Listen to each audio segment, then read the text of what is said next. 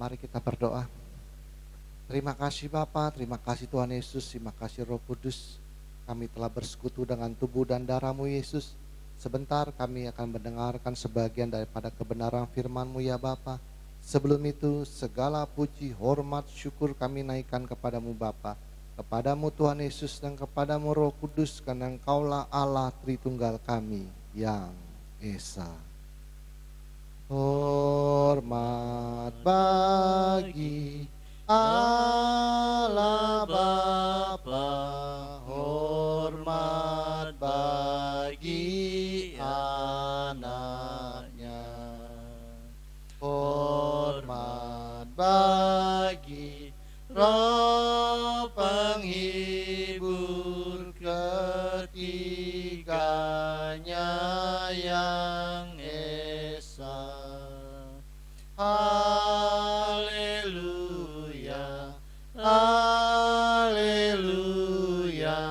ketiganya yang Esa. Haleluya, haleluya, ketiganya yang Esa. Ketiganya yang Esa, ketiganya yang Esa. Berikanlah kami pengetahuan, pengertian, dan akal budi-Mu ya Tuhan, supaya kami menjadi orang bijaksana dan rendah hati seperti diri-Mu. Urapi hamba-Mu persaatnya Bapa, Kau menjamah lidah bibir hamba-Mu Roh Kudus, supaya apa yang hamba perkatakan menjadi kebenaran-Mu yang sempurna di akhir zaman itu Tuhan. Sembunyikan hamba-Mu di balik salib-Mu, biarlah Engkau semakin besar dan hamba-Mu semakin kecil. Persiapan hati kami bagaikan tanah yang subur di dalam hati kami, supaya firman-Mu yang berbentuk logos tulisan mati menjadi rimah dalam kehidupan kami. Terima kasih Bapa, terima kasih Tuhan Yesus, terima kasih Roh Kudus. Di dalam nama Tuhan Yesus kami telah berdoa dan mengucap syukur. Haleluya, kita yang percaya katakan amin. Mari kita ucap salam kita, 1, 2, 3. Salutam en Christo en dunameon energemata. Salam di dalam Kristus, di dalam kuasa mujizatnya. Amin. Silakan duduk. Shalom semuanya. Ya, saya ulang lagi dari mana? Dari kata INRI. Tulisan di atasnya kepala Yesus ditempel kayu, ya tulisnya INRI. Itu singkatan dari Yesus Nazarenus Rex Iuderum, artinya Yesus orang Nazaret, raja orang Yahudi. Atau sebenarnya diterjemahkan di dalam bahasa Ibrani itu hurufnya apa? YH, WH atau Yod He Wahe. Artinya Yesua Ha Nasare, We Melek Ha Yehudim. Artinya sama. Yesua dari Nazaret orang Yahudi. Nah, setelah kita pelajari huruf Yod He Wahe, ya, itu diambil dari piktogram atau piktograf. Nah, ini kata Yod itu berasal dari gambar tangan aslinya. Disederhanakan menjadi Yod. Karena paku dianggapnya kecil jadi Yod. Jadi kata He, tulisan He itu berasal dari gambar aslinya lihat. Jadi seperti orang sedang begini, lihat loh. Nah gitu. Itu aslinya kata He, huruf He itu berasal dari kata lihat gambarnya. Terus dari kata apalagi paku. Nah itu kan gambar paku kan, kepalanya gambar paku. Terus lihat lagi. Jadi Yod itu dari gambar tangan, Yod itu aslinya dari gambar tangan. Terus He itu dari kata lihat. Terus wow itu asli dari gambar paku yang disederhanakan. Terus lihat lagi. Yod He Wahe. Jadi bacanya apa? Tangan, lihat, paku, lihat. Kalau dibaca apa? Lihat paku, lihat tangan. Jadi kalau Anda dalam bahasa Mandarin itu tulisan setan itu kui, di tengahnya gambar sawah juga. Otak dibagi 4, yang artinya taman, kebun atau ladang. Jadi kalau tulisan kui, anak-anak Mandarin kui, lihat di tengahnya seperti ada gambar kotak, kayak sawah. Itu memang taman. Dia sedang menceritakan taman Eden, kui, bahwa ini orang oknum ini suka menggoda di taman Eden dulu. Nanti karena lihat ada gambar sungai begini. Jadi tengahnya 4, ada begininya. Terus ada angka si. Artinya 4 sungai si. Anda perhatikan tulisan Mandarin. Karena memang aslinya orang zaman dulu nulis ABCD itu belum ada. Jadi untuk menulis surat itu dia pakai gambar namanya piktogram.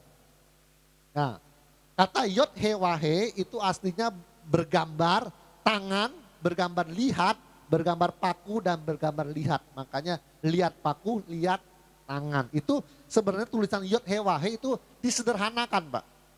Jadi kalau susah kalau mau lihat gambar paku, mau gambar lihat orang sedang begini kan repot tulis begitu. Jadi aslinya itu yod he wahe dari kata dari gambar tangan lihat paku lihat. Jadi harusnya seperti itu. Nah, kita Kristen harus memandang perjanjian lama dari perspektif perjanjian baru. Ini kalau kita ngambil dari begitu, pandangannya tidak akan ribut. Sebenarnya perpuluhan masih berlaku enggak. Cuma kalau memberi boleh enggak? Boleh. Cuma nggak wajib lagi. Misalnya, masih ada eho, kencang. Kurangin lagi. Jadi kalau Anda mau, Tuhan ini tanah saya mau jual Tuhan. Kalau laku, saya janji sama Tuhan saya mau kasih 10%, boleh nggak? Boleh. Atau bilang, Tuhan anggaplah kayak Safira, ini setengahnya 50% saya mau kasih penjualan tanah, boleh nggak? Boleh. Jadi dia nggak wajib. Yang saya tentang adalah wajib 1 bulan tiap bulan. Dia kalau gaji 1 juta potong langsung 100%. Itu yang saya tentang. Jadi dia harus merupakan keikhlasan, kerelaan tanpa paksaan. Tapi wajib nggak? Enggak. Tapi kalau Anda mau punya rezeki lebih, mau ngasih 10% boleh. Mau ngasih 20% juga boleh. Tapi saya mau di gereja ini tidak menjadi kewajiban. Terikat benar ya, volumenya naikin. Jadi terikat benar kayaknya. Segala sesuatu di ATM prinsipnya adalah apa? Segala sesuatu yang melekat itu adalah hamartia. Tidak boleh melekat. Ya kan bukan hanya masalah pengetahuan. Janganlah melekat kepada sebuah pengetahuan walaupun itu pengetahuan yang baik. Jangan melekat kepada sebuah perbuatan walaupun perbuatan itu baik. Jadi jangan terikat, berbuat baik jangan terikat. Harus berbuat baik nih, kalau enggak masuk neraka. Itu terikat namanya, Pak. Enggak boleh. Sesuai dengan kemampuan. Kita harus begitu. Jadi pandangannya dari Kristus semua. Itu baru udah pasti benar. Enggak akan ada ribut enggak. Ini karena dia terikat. Ribut manusia. Postingan saya tentang doktrin perpuluhan ngamuk semua di grupnya orang. Nah, biarin aja saya tontonin aja komennya. Oke. Kita harus paham yang namanya teofani dan kristofani. Kemana sudah ya? Bahwa kalau teofani adalah penampakan sesuatu fenomena alam yang manusia ngerti, wah ini dewa hadir. Atau ini Allah hadir. Kalau dipandang dari perjanjian baru, segala sesuatu, semua yang ada di perjanjian lama itu adalah gambaran siapa? Kristus. Namanya apa? Kristofani. Yang sedang berjalan. Adam, di manakah engkau? Itu Kristofani, Kristus. Yang menemui 3 malaikat, menemui Abraham dan makan bersama-sama, itu Kristofani. Itu adalah Kristus prainkarnasinya. Yang waktu Abednego mau dibakar, terus dia bilang, Tuhan seperti ada orang keempat. Itu seperti anak dewa. Anak dewa itu siapa? Kristofani. Siapa? Kristus. Gampang kan? Nggak ada yang ribut kok. Ini pembukaan yang nggak dimengerti banyak gereja. Ribut. Jadi perjanjian lama dipahami secara Taurat, perjanjian baru dipahami secara perjanjian baru. Itu nggak boleh lagi karena perjanjian lama itu semuanya adalah gambaran daripada Kristus. Oke. Sebelum kita lanjutkan, saya mau nyanyi dulu. Kita nyanyi bersama-sama saja. Oke, eho dinyalakan.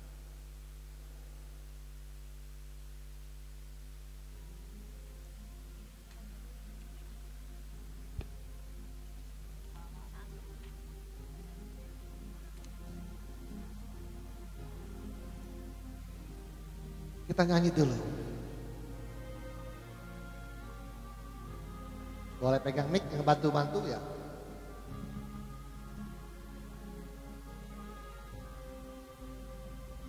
Volumenya tolong dibesarkan musiknya.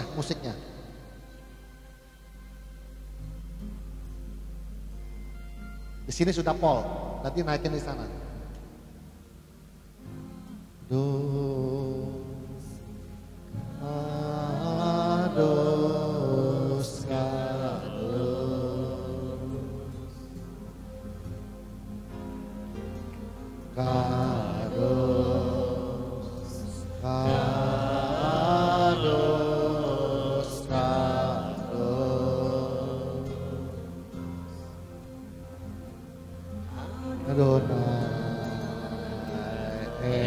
Elohim Sebaot,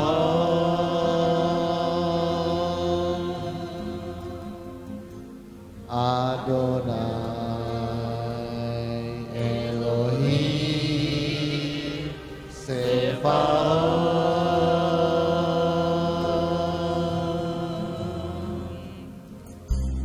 Kadosh, Kadosh,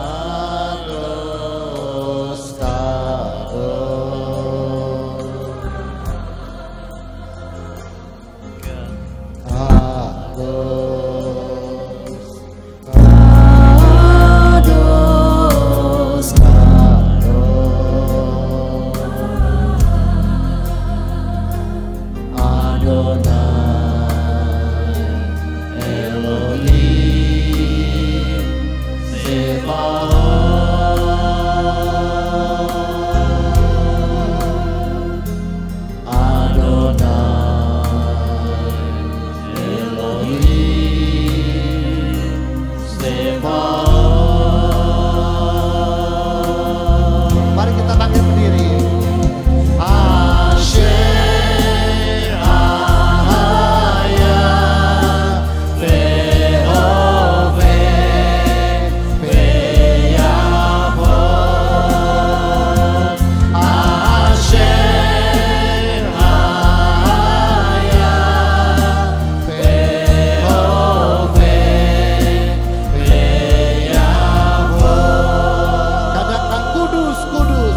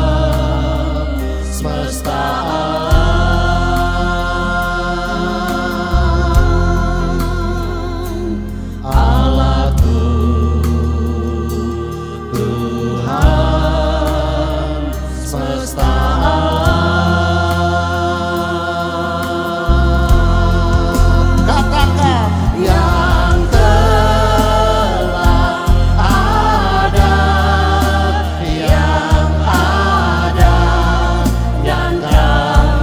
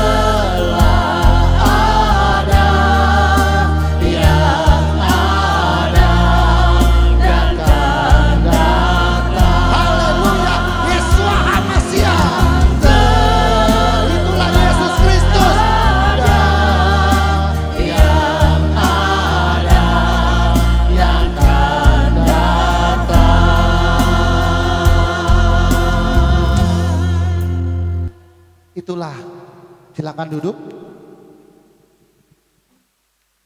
Itulah Kristus yang ada, yang telah ada, dan yang akan datang.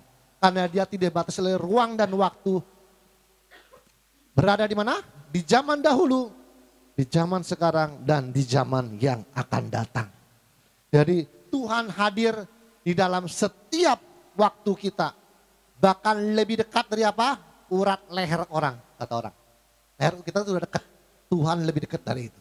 Makanya ada lagunya, Tuhan inilah yang ku tahu, kau mengenal hatiku.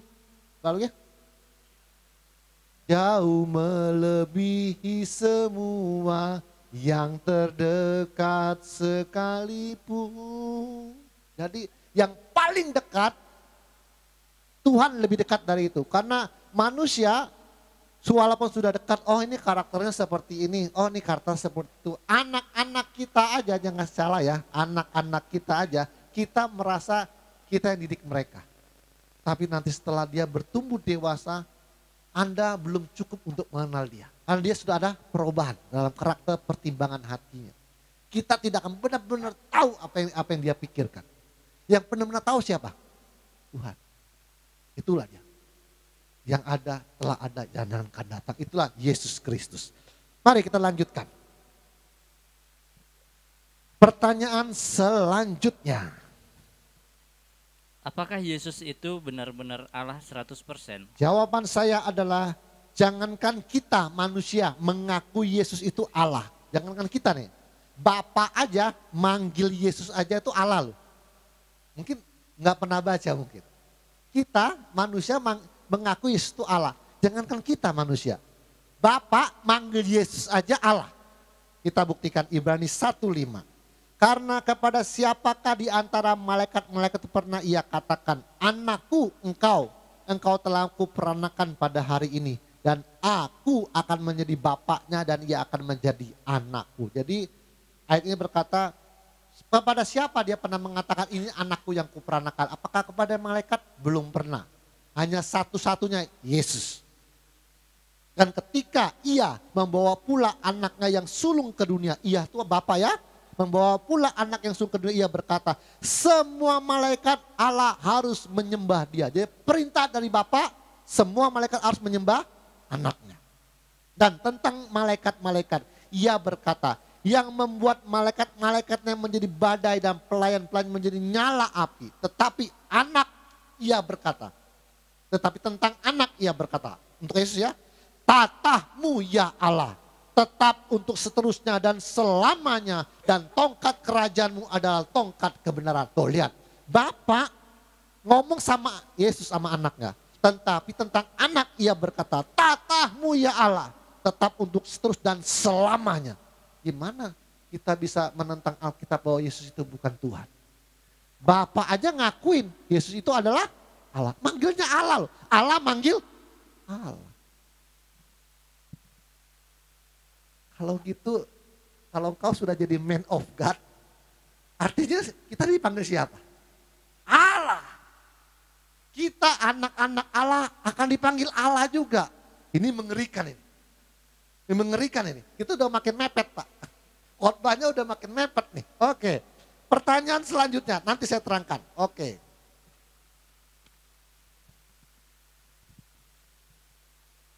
Apakah karena Yesus berjuang untuk taat dan mencapai kesempurnaan, maka Yahweh berkenan diam dalam Yesus? Jawaban saya adalah di dalam masalah kepenuhan Allah, ya, Yesus tidak perlu berjuang karena Yesus adalah Allah sendiri, di mana Allah sudah berkenan berdiam di dalam dia secara jasmania. Kolose 1:16 kita buktikan.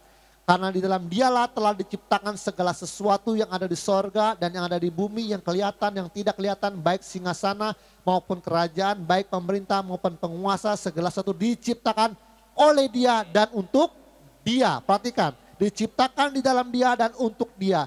Ia ada terlebih dahulu dari segala sesuatu dan segala sesuatu ada di dalam dia.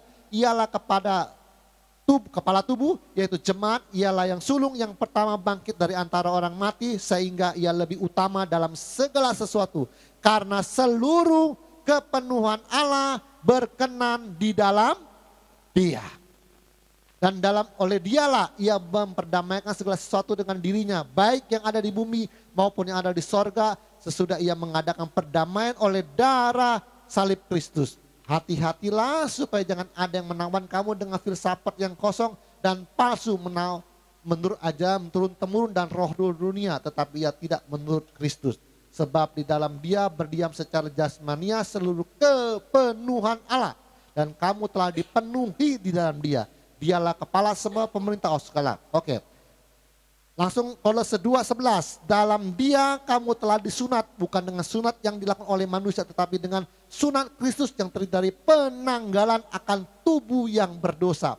Karena dalam dia kamu dikuburkan dalam baptisan, dan dalam dia kamu turut dibangkitkan juga oleh kepercayaanmu kepada kerja kuasa Allah yang telah membangkitkan dia antara orang mati. Saya mau terangkan ini. Yang namanya disunat itu apa sih? Sunat rohani itu apa sih? Nah, ini ada diterangkan nih. Dalam dia kamu telah disunat bukan dengan sunat yang dilakukan oleh manusia, tetapi dengan sunat Kristus yang terdiri dari penanggalan akan tubuh yang berdosa. Jadi ciri-ciri orang yang disunat rohani itu apa? Tubuh dosanya ditanggalkan. Orang apa? Sunat dalam hati ya, gimana sunat dalam hati? Kita untuk melihat bahwa orang sunat saya hatinya udah bersih Pak, disunat, gimana cara buktikannya? Hanya Tuhan yang tahu. Secara manusia langsung diterangkan penanggalan akan tubuh yang berdosa. Diterangkan dalam Efesus 4:22. Mantap nih. Yaitu bahwa kamu berhubung dengan kehidupan kamu yang dahulu harus menanggalkan manusia lama yang menemui kebinasaannya oleh nafsunya yang menyesatkan. Kalau gitu, transgender itu sudah sunat rohani belum? Belum. Karena itu manusia lama. Karena orang yang transgender selalu argumennya apa? Menurut hati nurani saya nggak bisa jadi laki-laki. Dia argumennya adalah apa? Hati nurani. Itu harus ditanggalkan. Untuk membuktikan bahwa kamu sudah sunat rohani, kau harus tanggalkan itu. Kolose 3:9 diterangin lagi. Jangan lagi kamu saling mendahului karena kamu telah menanggalkan manusia lama serta kelakuannya. Dan telah mengenakan manusia baru yang terus-menerus diperbarui untuk memperoleh pengetahuan yang benar menurut gambar Khaliknya. Tuh. Manusia lama yang suka masih bela harga diri. Yang masih suka apa? Jujur itu menyakitkan. Kalau diundang, yuk gereja kita ada makan-makan lo, datanglah. Nggak enak nanti disangkanya datang kalau makan doang dibilang. Itu kan manusia lama, pemikiran manusia lama. Kan saya kan ngundang, saya kan nggak mikir apa kamu datang makan doang, kan nggak peduli saya. Saya kan lagi ngundang, datang makan. Kan Bapak kalau ngundang orang makan, kalau orang datang seneng nggak Pak? Apa Bapak mikirin, wah nanti kalau makan aja cepet, apa Bapak mikir seperti itu? Kan enggak, itu kelakuan manusia lama. Suuzon. Berpikir negatif hal-hal yang kepada orang lain. Oke. Nih, sekarang kan lagi rame apa nih? Lagi rame apa? Anaknya Alvin Lim. Si Cat Cat Veronica Lim ya nggak salah ya. Ya, jadi dia anak kecil umur 16 tahun menulis surat kepada Bapak Presiden kepada Kapolri untuk tantang debat. Karena bapaknya itu pengacara namanya Alvin Lim sedang dipenjara, dihukum oleh pemerintah melalui hakim.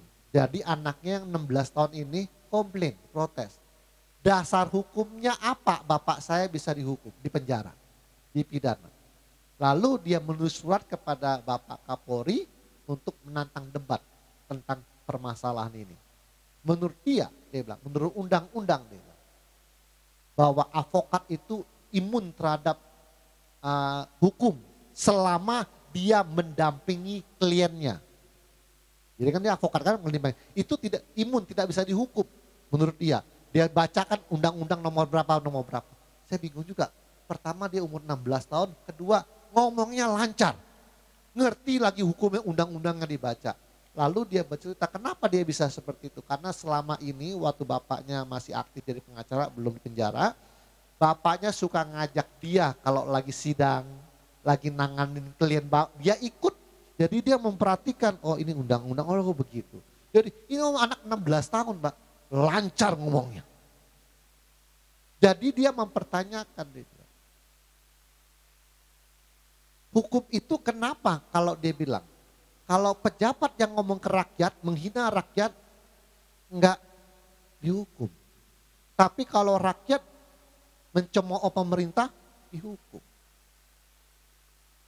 Dia mempertanyakan itu.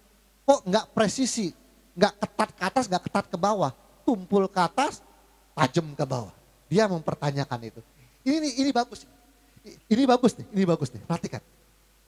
Jadi melalui kasus viralnya, Cat Lim ini, kita semua umat manusia, khususnya yang di Indonesia, kalau di luar negeri mungkin hukumnya lebih bagus Pak. Ini kan kita lagi gebrakan Pak, lagi gebrakan. Menurut Mahfud MD bahwa presiden itu adalah pemimpin tertinggi pemerintahan ini. Dia punya kuasa untuk mengintervensi hukum jikalau hukum itu berjalan tidak benar. Wah ini enggak benar, coba Pak cek lagi Pak itu kawan. Jadi dia bisa mengintervensi karena presiden adalah panglima tertinggi. Oke.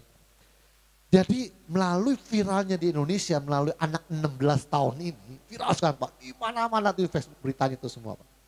Dia lagi menggugat, kenapa kalau pejabat menghina rakyat nggak dihukum, tapi kalau rakyat menghina pemerintah itu kok dihukum. Kok ini keadilannya nggak ada. Gini, Kristen nggak terbuka, kita sudah terbuka harusnya Pak. Jadi dengan viralnya Indonesia kan sedang mempersiapkan kita keluar Pak, mengorbit ATM ini. Dengan ribut tentang hukum, dengan doktrin teologi, kita masuk dalam dunia teologi sekarang nih. Sekarang ribut tentang hukum. Itu kan lagi masuk the comparator Pak, osin kritis.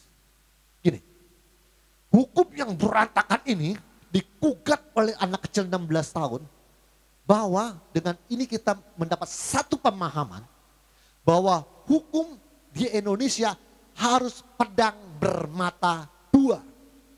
Bukan hanya bisa mengadili rakyatnya, tapi juga bisa mengadili pejabatnya. Itu sedang diarahkan kepada hukum siapa? Tuhan. Dengar nih, sedang diarahkan hukum Tuhan. Jadi hukum harus berlaku bukan hanya berlaku bukan untuk rakyatnya, tapi berlaku juga untuk sang pembuat hukum dan pelaksana hukum. Bukankah Tuhan seperti itu? Di dalam teologi ini masih ditentang Pak. Saya kasih tahu ini masih ditentang. Dia bilang Tuhan memang pembuat hukum, tetapi Tuhan itu pangkatnya lebih tinggi daripada hukum. Jadi Tuhan untuk hukum tidak berlaku. Ini di dalam doktrin teologi pemahamannya seperti itu.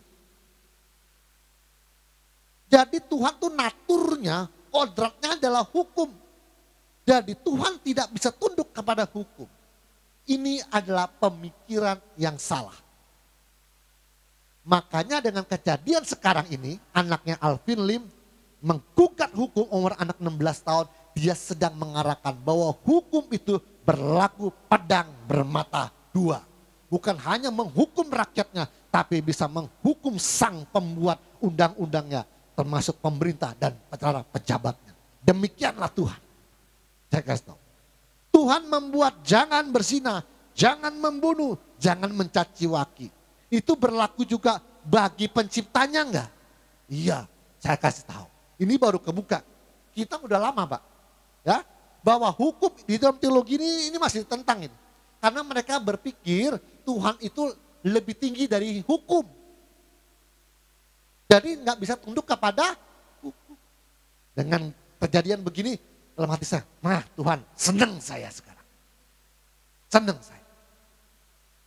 Tuhan membuat hukum, jangan berzina, jangan mencaci, jangan berbuat cabul. Harus mengasihi. Tuhan Yesus waktu jadi manusia, dia tunduk nggak kepada hukum yang dia buat sendiri. Kalau ditemukan Tuhan itu berbohong, sekali aja, Dihukum Tuhan Yesus. Dihukum Tuhan Yesus. Sekali aja Tuhan pernah berzina, dihukum Tuhan Yesus itu. Karena dia melanggar hukum yang dia buat sendiri. Ternyata faktanya sampai Pilatus mengatakan apa? Tidak kutemukan satu kesalahan pun yang sebanding dengan hukuman mati. Tuhan Yesus ditemukan apa? Doto sowolo, sifat tanpa salah. Semua peraturan Taurat dari Kejadian sampai Maleakut itu ludes digarap sama Tuhan. Tepat. Jadi kalau Anda, nih dengar ya, doktrin teologi ini mempengaruhi karakter kita loh. Kalau Anda dalam doktrin teologi Anda berpikir Yesus bukan Tuhan, Yesus bukan Allah, dia sama seperti manusia, bisa berpikir, bro, itu cewek cantik bro. Berpikiran seperti itu sebenarnya hamartia apa enggak Pak? Cabul itu. Apalagi sampai Yesus umur 12 tahun, lagi nakal-nakalnya, ini doktrin teologi nih. Ya, nakal-nakalnya, lalu sudah maghrib, Ibu Maria panggil, Yesus sudah maghrib pulang. Gitu.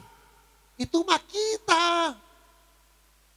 Umur 12 tahun, dia sudah bisa berdebat dengan alim ulama sangat bijak tentang Taurat. Nih, saya buktikan. Anda perhatikan si Kate Lim nih, yang sedang gugat hukum nih. Dia bilang, ngomongnya mantep, anak 16 tahun. Saya pikir Tuhan gila ya. Kok anak 16 tahun pemahaman hukum dan kebijaksanaan dan akhlaknya udah sampai di situ. Siapa yang ngajar dia? Dia ngomong begini loh. Saya menggugat pemerintah dengan mengajukan debat dengan Kapolri. Tetapi ada seorang panglima, dia bilang, ada pejabat Kapolri menulis saya kata ini nih. Dia jawab seperti ini. Saya tidak akan meladeni orang yang menghina saya. Saya tidak akan melayani orang yang mengenyek saya. Saya tidak akan membalas perkataan-perkataan orang yang kotor hatinya. Karena maaf, itu bukan level saya. Kaget saya. Pak, gimana ATM Pak? Bukan level saya. ATM ngelayanin orang seperti itu level Anda enggak? Gila, sampai syok saya, anak 16 tahun digugat sekarang.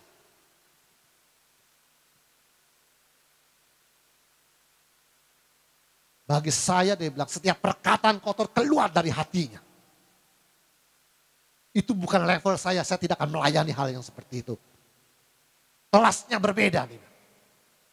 Saya sampai dengar, ya ampun bergetar saya. Bagaimana ATM?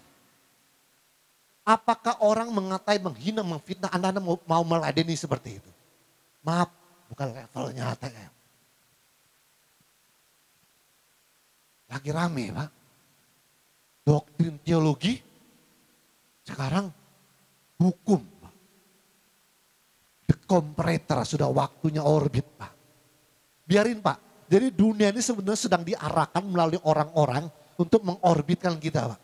Karena yang sedang diributkan itu sebenarnya visi daripada ATM. Ngerti Pak? Tapi kan belum nangkap nih. Tapi saya waktu dengar gitu, kaget saya.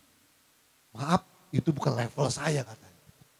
Untuk membalas makian, hinaan, fitnahan, kata-kata keluar, saya tidak akan melayani dia. Itu bukan level saya. Dia. Anak 16 tahun kok ngerti ya? Akhlak mulia itu Pak. Tian, gimana Tian? Di sekolah gimana Tian? Maaf ya kalau teman-teman ngomong katakan bukan level saya. Yang suka ngenyek saya, merendahkan saya balas lagi dengan merendahkan Anda. Semut lu, gajah lu. Maaf, bukan level saya. Wah luar biasa. Hukum digugat oleh anak 16 tahun. Saya sampai bergetar, Pak. Bukan level saya, dia nggak mau layan. Bener, dia nggak mau ngelayanin. Dia selalu berkata Kapolri yang mulia. Pak Presiden yang terhormat. Dia selalu berkata seperti itu. Dengan kerendahan dan kesopanan, saya ingin berdebat tentang hukum. Ya aduh, gila. Tuhan memakai anak 16 tahun, Pak. Gimana dengan ATM? Wah, luar biasa, Pak. Oke, selanjutnya Pak, pertanyaan terakhir. Oke. Bukankah kita juga akan mencapai kepenuhan Allah juga, Pak? Iya. Jadi maksud dari pertanyaan ini adalah bahwa Yesus itu kepenuhan Allah itu karena berjuang. Lalu argumennya akan bilang begini, bukan hanya Yesus Pak yang kepenuhan Allah Pak, tapi kita juga kepenuhan Allah. Iya, jawaban saya ada. Di Efesus 3:18. Aku berdoa supaya kamu bersama-sama dengan segala orang kudus dapat memahami betapa lebarnya dan panjangnya dan tingginya dan dalamnya kasih Kristus. Dan dapat mengenal kasih itu sekalipun ia melampaui segala pengetahuan, aku berdoa supaya kamu dipenuhi di dalam seluruh kepenuhan Allah. Tapi ada kata-katanya. Melampaui segala pengetahuan. Jadi kasih itu sekalipun yang melampaui segala pengetahuan, aku berdoa supaya kamu dapat dipenuhi kepenuhan Allah. Jadi kalau berbicara tentang kasih, itu gimana caranya? Yang namanya mengasihi itu seperti apa sih? Selama ini kita jadi Kristen, tidak terpikirkan karena melampaui segala pikir. Yang namanya mengasihi itu seperti apa sih? Apakah kita aku kasih mengasihi kamu tapi di belakang kita ngomongin gibah. Kita mengasihi seseorang, saya cinta. Tetapi berpikirnya suuzon.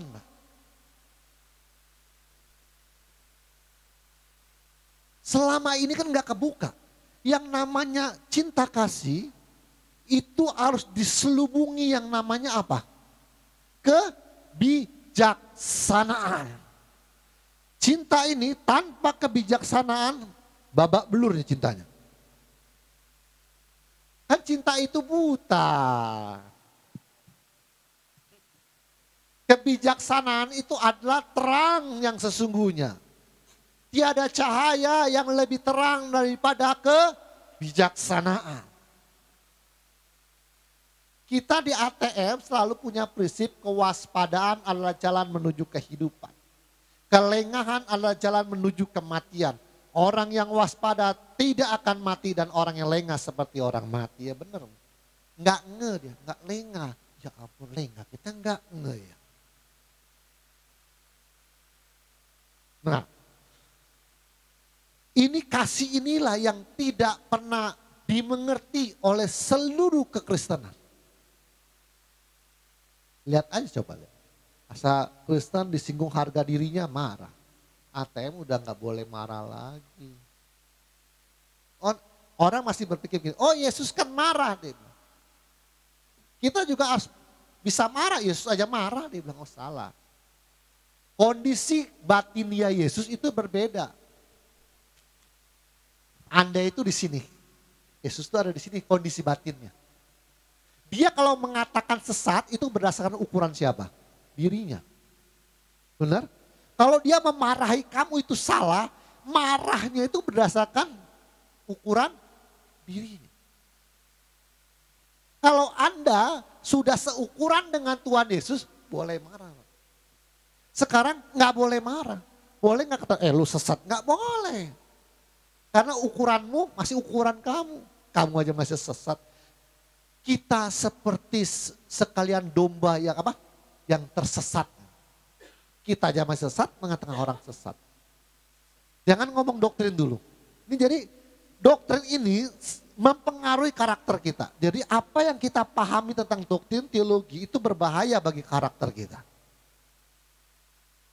Ya, doktrin teologinya aja Yesus bukan Tuhan, Yesus ya seperti kita, bisa naksir Gal Gadot, naksir artisnya Yahudi, itu doktrin yang salah. Akhirnya pemikirannya salah. Jadi kalau orang itu jatuh, kira-kira dimaklumi. Iya, karena kan manusia. Ternyata Yesus tidak pernah jatuh. Waktu ia dicaci, ia tidak membalas. Waktu ia sengsara, ia tidak mengancam. Tetapi ia menyerahkan kepada Dia yang menghakimi dengan adil. Nah, 2 Korintus 3:18. Dan kita semua mencerminkan kemuliaan Tuhan dengan muka yang tidak berselubung. Dan karena kemuliaan itu datangnya dari Tuhan yang adalah Roh, maka kita diubah menjadi serupa dengan gambarnya dalam kemuliaan yang semakin besar. Nah, kata metamorfosa itu diambil dari itu. Dan Tuhan yang adalah Roh, maka kita diubah, maka kita maka kita metamorfosa. Kita diubah dari ulat menjadi kupu-kupu, menjadi ciptaan yang indah. Jadi jangan samakan Yesus dengan kita. Yang sama apanya Pak? Dagingnya. Yang sama itunya. Kalau digampar sakit. Kalau makan cabai kebanyakan mules. Yang sama itunya.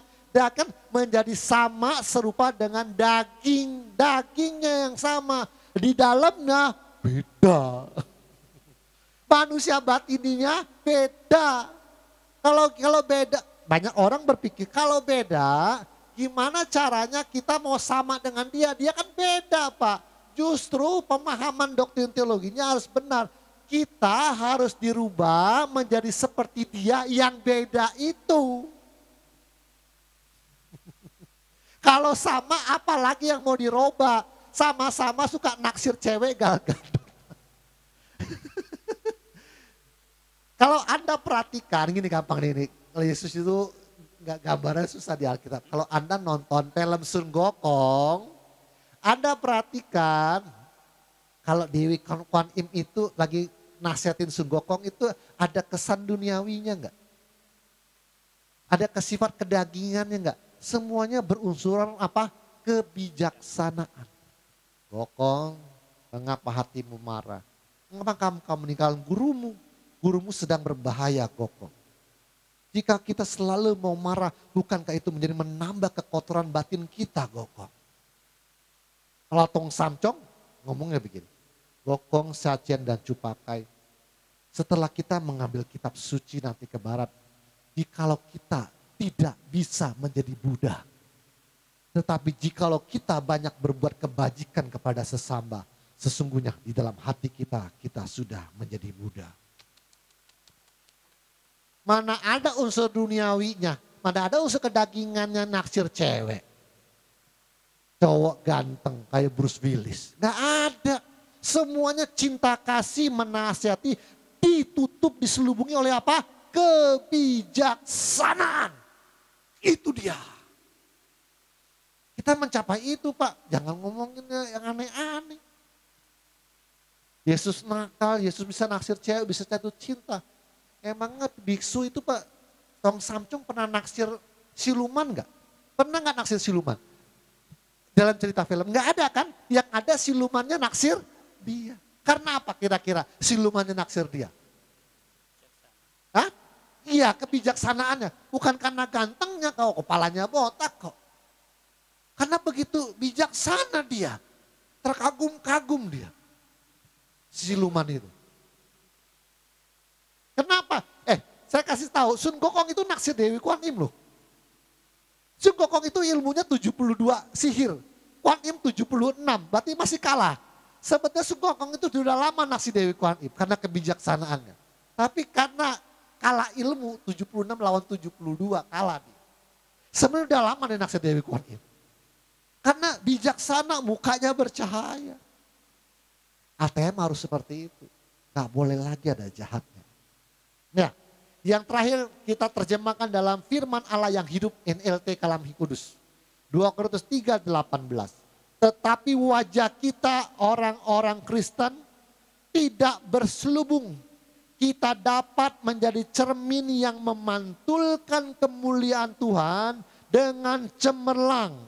Dan sementara Roh Tuhan bekerja di dalam kita, kita makin menjadi seperti Roh bekerja di dalam siapa? Di dalam kita.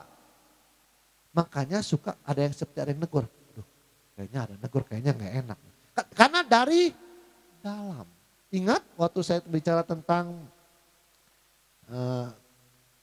tabernakel, ruang maha suci, ruang suci dan pelataran. Kan sama, ini ruang maha kudus, roh secara rohani. Ini ruang kudus, ini pelataran. Iblisnya masuk dari pelataran. Roh kudus kan tadi dari dalam. Ketemunya di mana? Di sini. Makanya suka digambarkan ada gambar malaikat dan gambar Lucifer. Udah, bunuh aja. Jangan, itu dosa. Karena tempurnya di sini. Roh Kudus dari dalam, dari ruang Maha Kudus menuju ruang kudus. Dan iblis dari pelataran, dari daging menuju kepada ruang suci. Itu secara rohani. Makanya ketemunya di sini. Maka disebut pikiran adalah medan pertempuran. Jadi perhatikan pikirannya. Nah, untuk sebagai penutup nih, sebagai penutup coba dibacakan ayat yang ini nih. Saya mau baca ini. Ini belum pernah saya bahas. Ini penutupnya.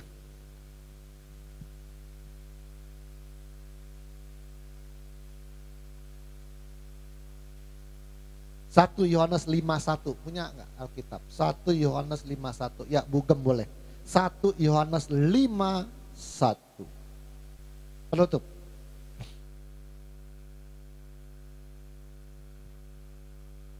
Siapa sudah ketemu? Bapak sudah ketemu, Pak? Oh ya udah, yang ketemu duluan. Siapa? Oke. 1 Yohanes 5:1. Setiap 1 Yohanes 5 ayat 1. 1 Yohanes 5 bunyinya setiap orang, benar? Sudah ketemu belum? 1 Yohanes 5 ayat 1.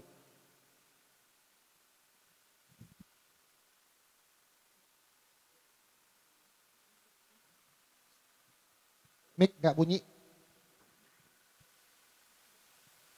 1 Yohanes 5 ayat 1. Iman mengalahkan dunia. Setiap orang yang percaya bahwa Yesus adalah Kristus lahir dari Allah. Dan setiap orang yang mengasihi Dia, yang melahirkan, mengasihi juga Dia yang lahir daripadanya. Ya, lihat nih. Ini lagi menciptakan Allahnya bukan Allah Bapa ya. Yang lahir dari Allah dan setiap orang yang mengasihi Dia, ini dianya Allahnya bukan Bapa loh. Yang melahirkan, Bapa kan gak melahirkan. Bapak melahirkan, oke. Dan setiap orang yang mengasihi Roh Kudus yang melahirkan, mengasihi juga Dia yang lahir daripadanya. Jadi dia mau bilang begini, setiap orang yang dilahirkan oleh Roh Kudus mengasihi orang-orang yang dilahirkan oleh Dia juga. Jadi Roh Kudus melahirkan banyak, Kristen banyak. Kita sesama Kristen harus saling mengasihi karena sama-sama dilahirkan oleh Roh yang sama. Ini Allah juga, tapi ini tentang bukan Bapa ini. Ini Roh Kudus karena melahirkan. Bapa tidak pernah melahirkan. Yang melahirkan Ibu. Ini direkam, saya ngomong apa adanya. Ingat waktu saya dapat rema, waktu sedang saya mau tidur, tiba-tiba terdengar suara, pernah saya katakan, Hendy, kamu harus nurut kata Ibu. Kalau Ibu nggak mau marah lagi, Bapak bisa marah. Dari lengkapnya waktu itu Tuhan Roh Kudus berkata kepada saya, Hendy anakku, kamu harus seperti aku. Nurut kata Ibu. Kalau Ibu nggak mau marah lagi, nanti Bapak bisa marah. Waktu saya mendengar suara Tuhan seperti itu, nggak langsung khotbah Pak. Bahaya menurut saya. Kan pakai suara nggak boleh di ATM. Saya bongkar semua ke kitab Kejadian sampai Wahyu. Benar. Saya menemukan bahwa di dalam Taurat yang sering murkalah Tuhan. Tapi sebenarnya bukan murka. Terjemahannya angry, marah. Kayak anak-anak masih kecil. Aduh, Badung bener sih. Begitu. Jadi waktu yang murkalah Tuhan itu adalah Roh Kudus. Bukan Bapa. Karena waktu itu Tuhan Yesus berkata, Bapak itu bijaksana. Bapak nggak pernah marah. Kamu harus nurut kata ibu. Kalau ibu nggak mau marah lagi, nanti bapak bisa marah. Bapak bijaksana. Bapak nggak pernah marah. Lalu saya cari di kitab Kejadian sampai Wahyu. Nggak ketemu bener, bapak nggak pernah marah. Pak. Akhirnya kita menemukan di kitab Wahyu. Yang bunyinya apa? Lalu cawan murka Allah tanpa campuran dituangkan di atas bumi. Tanpa campuran. Jadi murni marah tanpa kasih. Murni tanpa nasihat. Benar-benar marah. Oh, lalu saya bertanya, Tuhan, kalau gitu Bapak gak pernah marah? Iya, Bapak gak pernah marah. Bapak bijaksana dan gak pernah marah. Lalu yang marah-marah yang selalu murkalah Tuhan. Itu siapa Tuhan? Itu ibu roh kudus yang melahirkan roh kamu. Dia mendidik sejak zaman Musa. Sebelum Musa itu masih balita, gak bisa dididik. Disuruh ke kiri, disuruh ke kanan. Kan zaman Abraham itu nurut aja katanya. Makanya pergilah dari negerimu ke tempat yang aku tunjukkan. Komplain gak? Nanya gak kemana Tuhan? Enggak, nurut aja. Waktu anak-anak bapak dan ibu Tian waktu masih 5 tahun, 4 tahun, 3 tahun. Digandeng pergi, pernah ibu aku pergi kemana? Kan gak pernah nanya. Ayo pergi ikut, masih 4 tahun, 5 tahun. Itulah gambarannya, makanya jangan, ini nih iman yang salah loh. Kalau ditanya, oh iya harus seperti Abraham, disuruh-suruh gak pernah nanya. Aduh jangan Abraham itu umur 45 tahun dipegang sama ibunya nurut gak pernah nanya. Sekarang kalau ditanya Roh Kudus, ayo pelayanan ke Kalimantan. Ah bener ya Tuhan, bener kan itu Tuhan? Ngerti? Ngerti Pak? Argumen karena sudah dewasa.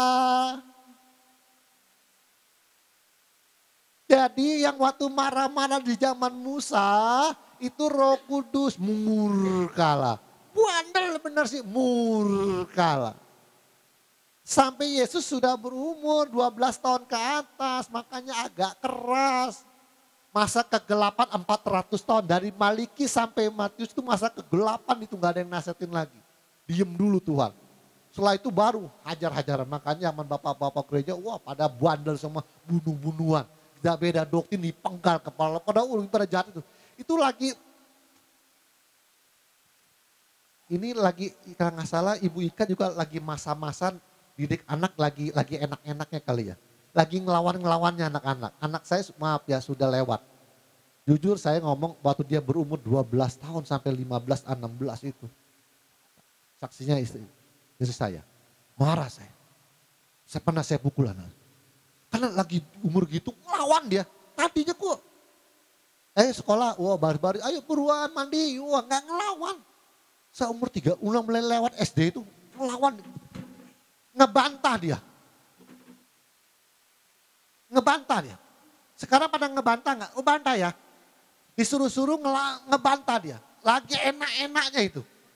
Luar biasa itu. Sekarang saya jujur anak-anak saya udah gak bantah lagi.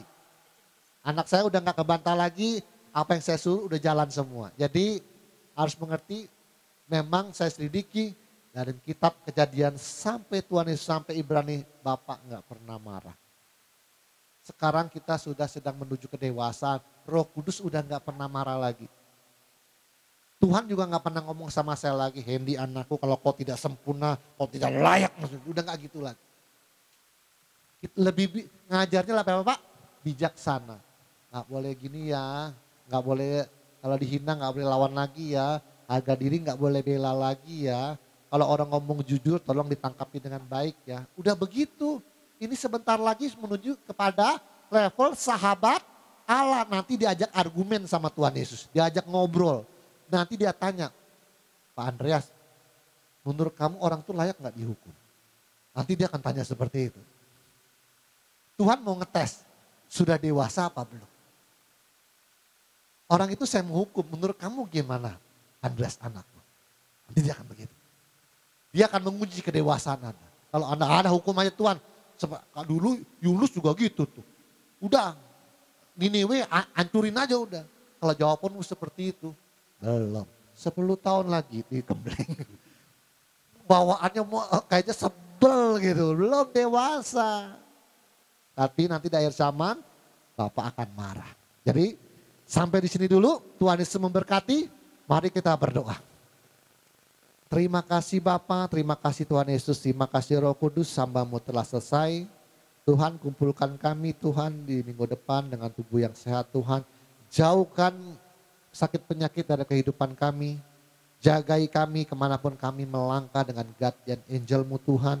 Kami percaya bahwa batu pun tidak boleh terantuk batu di kaki kami Tuhan. Setiap kejadian apapun yang kami alami pasti ada hikmahnya bagi kami. Tapi kami sadar belakangan ini dalam beberapa tahun ini kami sudah dijauhkan dari banyak masalah demi masalah Tuhan. Hal-hal malapetaka sial apapun sudah mulai menjauh dari kehidupan kami. Terima kasih Bapa, terima kasih Tuhan Yesus, terima kasih Roh Kudus. Di dalam nama Tuhan Yesus kami telah berdoa dan mengucap syukur. Haleluya, kita yang percaya katakan amin. Tuhan Yesus memberkati.